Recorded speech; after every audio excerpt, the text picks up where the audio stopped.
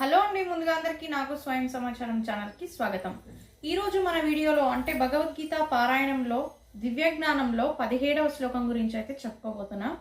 ఇంతవరకు మన ఛానల్ని ఎవరైతే సబ్స్క్రైబ్ చేసుకోలేదో వాళ్ళందరూ సబ్స్క్రైబ్ చేసుకోండి. నలుగురికైతే మన వీడియోస్ని షేర్ చేయడం మర్చిపోకండి.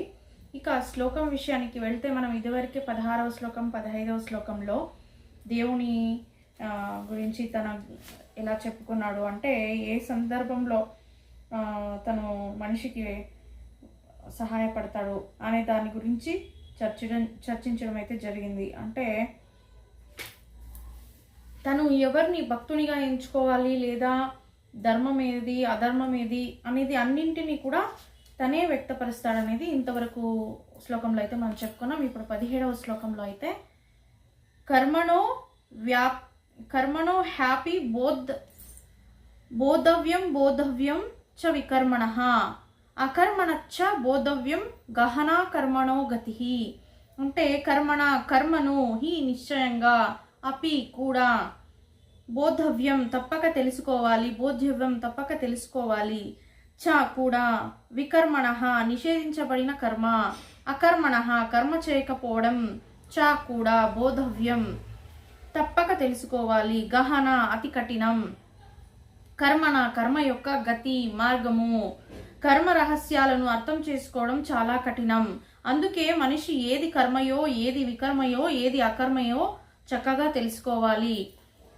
అంటే కర్మల్లో మంచి కర్మ ఏది, అపకర్మ ఏది, స్వకర్మ ఏది అనేది కర్మల గురించి మనం ఇంతవరకు శ్లోకంలో అయితే చెప్పుకున్నాం 16వ శ్లోకంలో. దాంతో పాటు కర్మ రహస్యాలను అర్థం చేసుకోవడం చాలా కఠినం. అందుకే మనిషి ఏది కర్మయో ఏది వికర్మయో ఏది అకర్మయో చక్కగా తెలుసుకోవాలి అనే దాని గురించి మనం ఇప్పటి శ్లోకంలో తెలుసుకోబోతున్నాం. భాష్యము: మనిషి భౌతిక బంధము నుండి ముక్తిని పొందడంలో గంభీరుడైతే కర్మ అకర్మ అప్రమాణిక కర్మల భేదాన్ని తప్పకుండా తెలుసుకోవాలి. అంటే భౌతిక బంధం నుండి ముక్తిని పొందడంలో చాలా దృఢ సంకల్పం కలిగి ఉన్న వాళ్ళు కర్మ గురించి అకర్మ గురించి డిఫరెన్స్ అయితే తెలుసుకోవాలని ఈ శ్లోకంలో చెప్పడం జరిగింది. అప్రమాణిక కర్మల భేదాన్ని తప్పకుండా తెలుసుకోవాలి. ఇది చాలా కఠినమైన విషయం కనుక అతడు స్వయంగా కర్మ ఫలము వికృత కర్మలకు సంబంధించిన విశ్లేషణ చేసుకోవాలి. కృష్ణ భక్తి భావనను దాని తీరును అనుసరించి ఉండే కర్మను అర్థం చేసుకోవడానికి మనిషి తనకు భగవంతునితో ఉన్నట్టి సంబంధాన్ని తప్పక నేర్వాలి. అంటే భగవంతునితో రిలేషన్ అనేది మంచిగా ఉండాలి. ఏది మనకి అకర్మ ఏది కర్మ ఏది అని తెలుసుకోవడానికి, దాంతోపాటు వికృత కర్మలకు సంబంధించి విషయాన్ని తెలుసుకోవాలంటే చాలా కష్టమైన పని ఇది. కాబట్టి భగవంతుని ఎప్పుడూ అంటి పెట్టుకొని ఉండాలి. అంటే తన నామస్మరణ సంకీర్తనలు ఎప్పుడు చేస్తూ ఉండాలని చెప్పడం జరిగింది ఇక్కడ. అంటే ఇది చక్కగా నెరవేర్చని వాడు ప్రతి జీవుడు భగవానుని నిత్యదాసుడని, తత్కారణంగా అతడు కృష్ణ భక్తి భావనలోని పని చేయాలని చక్కగా ఎరిగి ఉంటాడు. అంటే దేవుని యొక్క సేవ కానీ ఏదైనా ఒక విధి విధానాన్ని ఎంచుకోవాలని ఇక్కడ చెప్పడం అయితే జరిగింది. భగవద్గీత మొత్తం ఈ నిర్ణయం వైపుకే దారి చూపుతుంది. ఈ భావనకు వికర్మలే లేదా నిషిద్ధ కర్మలే ఇదంతా అర్థం చేసుకోవడానికి మనిషి కృష్ణ భక్తి భావనలోని ప్రామాణికలతో సాంగత్యం చేసి వారి నుండి రహస్యం తెలుసుకోవాలి. ఇది నేరుగా భగవంతుని నుండి నేర్చుకోవడంతో సమానం. లేకపోతే ఎంతో తెలివిగలవారైనా విమోహితులవుతారు. అంటే మంచి జ్ఞానం కలగ వాళ్ళ దగ్గర నుంచి భగవంతుని యొక్క సంకీర్తనాలని, పూజా విధానాన్ని, లేదా తనకి దగ్గరయ్యే ఒక మార్గాన్ని, ఆధ్యాత్మిక మార్గాన్ని గురువుల సన్నిధిలో అయితే తెలుసుకోవాలి. ఇలా గనక తెలుసుకుంటే సాక్షాత్ భగవంతునితో నేర్చుకున్నట్టే సమానం అని ఇక్కడ చెప్పడం జరిగింది. అంటే భౌతికంగా వాళ్ళు ముక్తిని పొందడానికి రెడీగా ఉంటారు. అలాంటి వాళ్ళకి శ్రీకృష్ణ పరమాత్ముడు విడిచి ఇంకా వేరొక ధ్యాస అనేది ఉండదు. అలాంటి వాళ్ళ దగ్గర మనం అయితే బోధాన్ని పొందాలి అని ఈ శ్లోకంలో చెప్పడం జరిగింది. ఇక 18వ శ్లోకం: కర్మణ్య కర్మ యః పశ్చేదర కర్మణి చ కర్మయః సబుద్ధిమాస్మనుష్యేషు సయుక్తః కృత్న కర్మ కృత్. అంటే కర్మని కర్మలో, అకర్మను యః ఎవడు హ్యో చూస్తాడో, అకర్మని అకర్మలో, చ కూడా, కర్మను యహ్ ఎవడు సహ్ అతడు, బుద్ధిమంతుడు, మనుష్యేను మనుషులలో సహా అతడు యుక్త దివ్యస్థితిలో ఉన్నవాడు, ఉత్పన్న కర్మకృత్ అన్ని కర్మలలో నెలకొన్నప్పటికీ కర్మలలో అకర్మలలో కర్మను చూసినవాడు, మనుషులలో బుద్ధిమంతుడు, అతడు అన్ని రకాలైన కర్మలలో నెలకొనినప్పటికీ దివ్య పదములోనే ఉంటాడు. అంటే సహజంగా ఒక కర్మ అనేవి రెండు ఉంటాయి కదా. ఇప్పుడు కర్మలో అకర్మాన్ని గుర్తించాలి. అంటే నువ్వెంత మంచి పని చేస్తున్నా అందులోటి చెడ్డ కర్మని అంటే అకర్మని డిఫరెన్స్ని తెలుసుకోనగలవాడు, లేదా అకర్మలో మంచి కర్మని తెలుసుకోనగలిగిన వాడు చాలా బుద్ధివంతుడు అని ఇక్కడ చెప్పడం జరిగింది. భాష్యము: కృష్ణ భక్తి భావనలో పనిచేసే వ్యక్తి సహజంగానే కర్మబంధాల నుండి విడువడి ఉంటాడు. అతని అన్ని కర్మలు శ్రీకృష్ణుని కొరకే చేయబడతాయి. అందుకే కర్మ ప్రభావం వచ్చే అతడు సుఖదుఖాలకు లోను కాడు. అంటే శ్రీకృష్ణ భక్తి భావనలో పనిచేసే వ్యక్తి సహజంగా కర్మబంధాల నుండి విడివడి ఉంటాడు. అంటే అన్నింటినీ త్యజించి ఉంటారు. తన యొక్క కోరికలని, వేరొక వస్తువుల వైపు అట్రాక్షన్ అన్నింటినీ త్యజించి కేవలం కృష్ణుని ఆహ్వానాన్ని కొరికే అంటే ఆధ్యాత్మిక వైపుగా అడుగులు వేయడానికి రెడీగా ఉంటాడు. ముక్తి మార్గాన్ని పొందడానికి సిద్ధంగా ఉంటాడు. అతని అన్ని కర్మలు శ్రీకృష్ణుని కొరకే చేయబడతాయి. ఏ ఒక్క పని చేసినా శ్రీకృష్ణ నామంతో, శ్రీకృష్ణ జపముతో, తన యొక్క ఆరాధనతో, సంకీర్తనతోనే తన యొక్క జీవితం అనేది ముడిపడి ఉంటుంది. అందుకే కర్మ ప్రభావం వచ్చే అతడు సుఖ దుఃఖాలకు లోను కాడు. అంటే ఏ ఒక సిచ్యువేషన్ ఎదురైనా తన పెద్దగా రియాక్ట్ అవడం అనమాట. ఎందుకంటే దానికి అతనికి కావచ్చు లేదా ఆమెకి దేనిపైన యొక్క ఆసక్తి అనేది పూర్తిగా నశించి ఉంటుంది. కాబట్టి రిజల్ట్ ఇక్కడ అంటే మనకి ఏదైనా ఒక ఇన్సిడెంట్ జరగచ్చు, దానివల్ల లాభం కావచ్చు, నష్టం కావచ్చు, రియాక్షన్ ఒకటేలా ఉంటుంది. ఎందుకంటే వాళ్ళకి కేవలం కృష్ణుడు, కృష్ణ భక్తి అది విడిసి వేరే ధ్యాస అనేది ఉండదు. తత్ఫలితంగా అతడు కృష్ణుని కొరకు అన్ని రకాలైన కర్మలలో నెలకొనినా మానవులలో బుద్ధివంతుడే అవుతాడు. అకర్మ అంటే కర్మఫలం లేకపోవడమని అర్థం.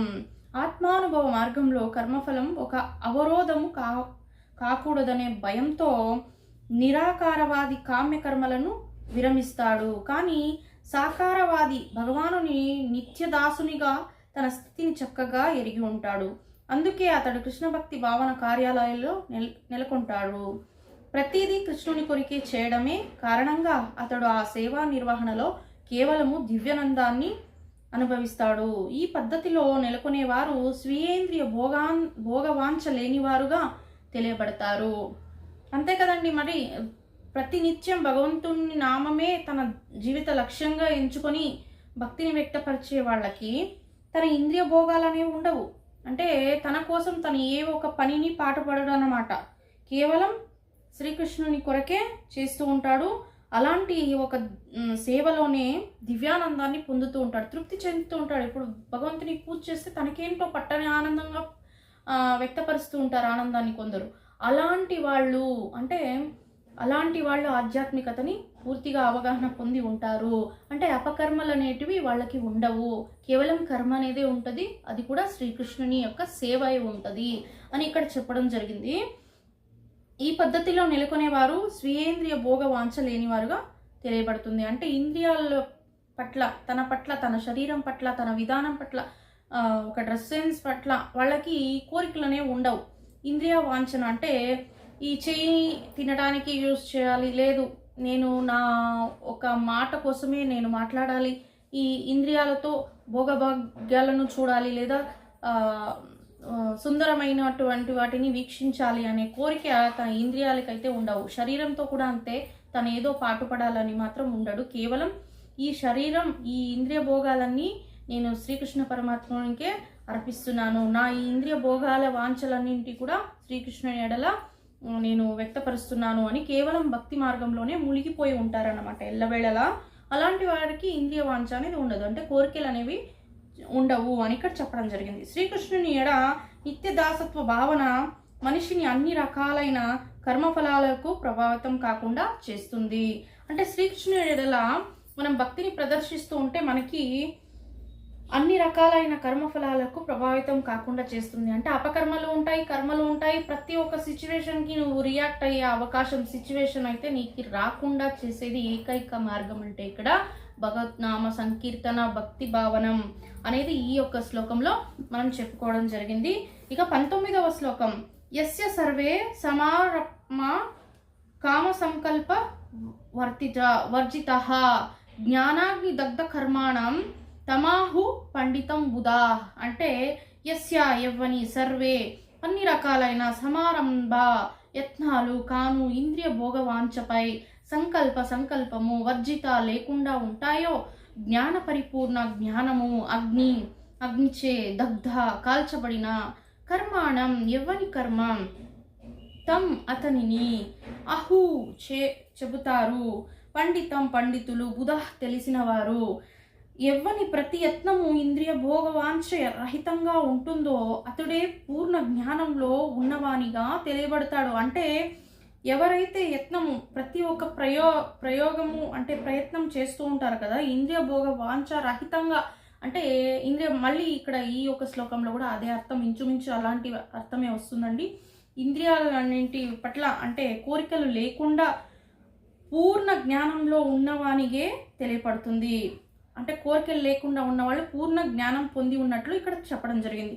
కర్మఫలాలన్నీ పరిపూర్ణ జ్ఞానానిచే దగ్ధమైనట్టి కర్తగా అతడు ఋషులచే చెప్పబడినాడు. అంటే కర్మఫలాలన్నింటి ఒక యజ్ఞంలో మనం ఏదైనా వేస్తాం కదా, కట్టెలు, ఇలాంటి పువ్వులు, పుష్పాలు, నెయ్యి ఇలాంటివన్నీ వేసినప్పుడు అవి ఎలా దగదగాని దగుస్తాయో అలా దహించిపోయి ఇంద్రియ వాంఛాలన్నీ దహించిపోయి తను కేవలం ఒక ఋషులచే చెప్పబడతారు, ఋషిలాగా మారిపోతాడు. అంటే ఇంద్రియ వాంఛాలన్నీ తొలగబడతాయి. యజ్ఞంలోని దగ్ధవలే అవన్నీ వెళ్ళిపోయి జ్ఞానాన్ని మాత్రమే సేకరించి ఋషి వలె ఉంటాడు అని ఇక్కడ చెప్పడం జరిగింది. భాష్యం, కేవలము పూర్ణ జ్ఞానంతుడై కృష్ణ భక్తి భావనలో ఉన్న వ్యక్తి కలాపాలను అర్థం చేసుకోగలుగుతాడు. కృష్ణ భక్తి భావనలో ఉన్నవాడు అన్ని రకాలైన ఇంద్రియ భోగ వాంఛల నుండి ముక్తుడై ఉండే కారణంగా దేవదేవుని నిత్య సేవకునిగా తన సహజ స్థితి గురించిన పూర్ణ జ్ఞానంతో కర్మఫలాలన్నింటినీ దగ్ధము చేసుకున్న వానిగా తెలియబడతాడు. అదే అండి చెప్పాను కదా, తన యొక్క కర్మఫలాలన్నింటినీ అంటే ఇక్కడ కాల్చబడతాయి అని చెప్పవచ్చు. సహజ స్థితిలో ఉంటాడు. పూర్ణ జ్ఞానంతో కర్మఫలాలన్నింటినీ దగ్ధం చేసుకున్న వానిగా తెలియబడతాడు. అటువంటి పూర్ణ జ్ఞానాన్ని పొందినట్టి అతడే నిజానికి పండితుడు. అలా మనస్థితి కలిగి ఉండాలి. ఏకాఏకి అన్ని సిచ్యువేషన్లకి రియాక్ట్ అయిపోయేది. కొంతమంది బ్రాహ్మణులు కావచ్చు, లేదా పండితులను చెప్పుకునే వాళ్ళు కావచ్చు, లేదా దేవుని సంకీర్తనాలు చేసే వాళ్ళు కూడా చూడొచ్చు. ఉన్నట్టుండి చిటాపట అంటూ కోపాన్ని వ్యక్తపరుస్తూ ఉంటారు. అనవసరంగా ఆ సిచ్యువేషన్ని పెద్ద చేస్తూ ఉంటారు. అంటే వాళ్ళకి తెలియకుండా వాళ్ళు ఇంకో క్యారెక్టర్ అనేది బయటపడిపోతూ ఉంటుంది. ఇలాంటి సిచ్యువేషన్లు నిజమైన భక్తిని అంటే సహజ స్థితిలో ఉన్న పండితుడికైతే ఇవన్నీ వెల్లడి కావు. వాళ్ళు అన్ని ఆ కర్మఫలాలన్నింటినీ దగ్ధం చేసుకునేసి ఋషి వలె ఉంటాడు. ఋషి అనేది మనకి ఎలా అనిపిస్తుంది, చాలా తపోస్థితిలో తను ఎలాంటి సున్నితమైన భాషని కానీ తన అలవాట్లు కానీ ఒక క్రమశిక్షణని కానీ కలిగి ఉంటారు. దుస్తుల్ని ధరించడంలో కానీ దుస్తుధారణ, మాట, వాళ్ళ యొక్క విధానం, అంటే ఎదుటి వాళ్ళని ట్రీట్ చేయడం కానీ చాలా డిఫరెంట్గా అనిపిస్తుంది, పీస్ఫుల్గా అనిపిస్తుంది. అలా కొందరైతే వ్యక్తపరిచేస్తూ ఉంటారు కదా కోపాలన్నింటినీ, వాళ్ళైతే ఇంకా పండితులు అవ్వలేదనే అర్థం చేసుకోవాలి. పూర్తిగా పండితులు ఋషులోని ఎవరినైతే ఇక్కడ చెప్తామంటే కర్మఫలాలన్నింటినీ దహించుకున్న వాళ్ళని పండితులుగా ఇక్కడ చెప్పడం జరుగుతుంది. నిత్య దాసత్వం అనే ఈ జ్ఞానము అభివృద్ధి చెందడము అనేది అగ్నితో పోల్చబడుతుంది.